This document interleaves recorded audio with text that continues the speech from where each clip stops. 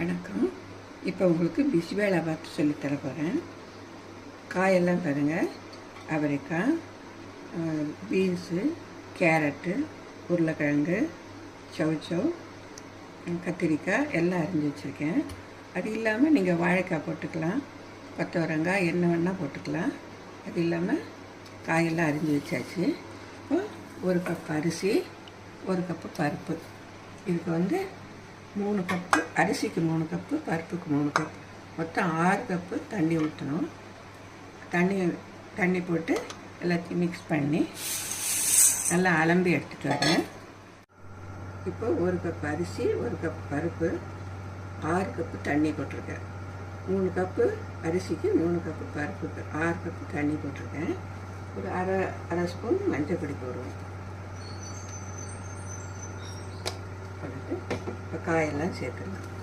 அலம்பி வச்சுருக்கேன், காயெல்லாம் சேர்த்துக்குவோம். இப்போ காயெல்லாம் உள்ளே போட்டிருக்கேன். இப்போ எப்போது நீங்கள் 5 விசில் வச்சிங்கன்னா இது 7 விசில் வைக்கணும். எல்லாம் குழைய வேக வச்சுக்கோங்க. இப்போ குக்கரில் வச்சுக்கிறேன். பிறகு இப்போ அரிசி, பருப்பு, காயெல்லாம் குழைய வெந்து போச்சு. இது ஒரு பக்கம் இருக்கட்டும். இதுக்கு அரைச்சி விடுறதுக்கு என்னென்ன வேணும்னு சொல்கிறேன்.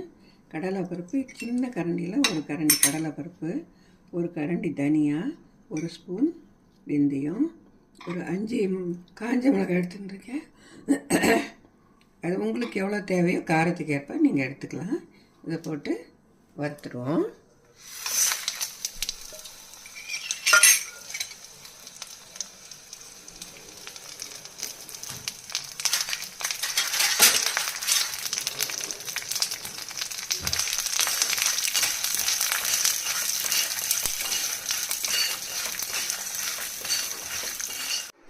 பாருங்க, இப்போ கடலைப்பருப்பு, தனியா, வெந்தயம், காஞ்ச மிளகாய் எல்லாம் பொன்னிறத்தில் வறுத்து வச்சுருக்கேன். பாருங்கள், வறுத்து ஆற வச்சுருக்கேன்.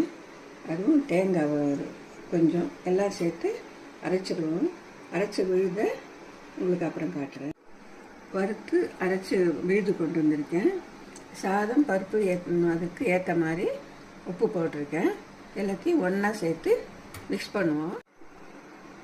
உப்பு போட்டு மிக்ஸ் பண்ணிட்டோம். இப்போ அரைச்சி விழுது போட்டு எல்லாத்தையும் நல்லா மிக்ஸ் பண்ணுவோம். அரைச்சி விழுது, சாதம், பருப்பு எல்லாம் மிக்ஸ் பண்ண பின்னாடி கொஞ்சம் அடுப்பில் வைங்க, சிம்மில் வச்சுக்கோங்க.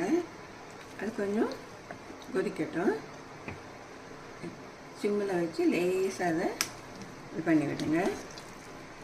ஆல்ரெடி எல்லாமே வெந்து போச்சு, அதனால் கொஞ்சம் இருந்தால் போகிறோம்.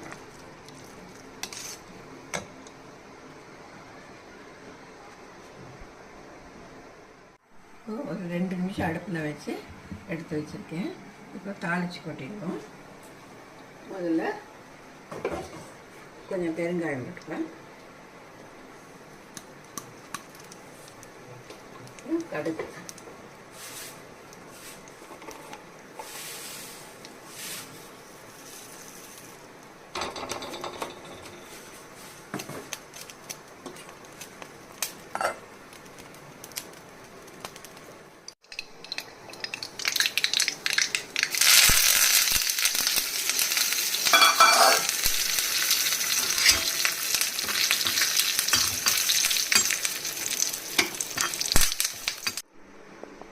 பிசிபேலாவுக்கு ரெடி ஆகிடுச்சு.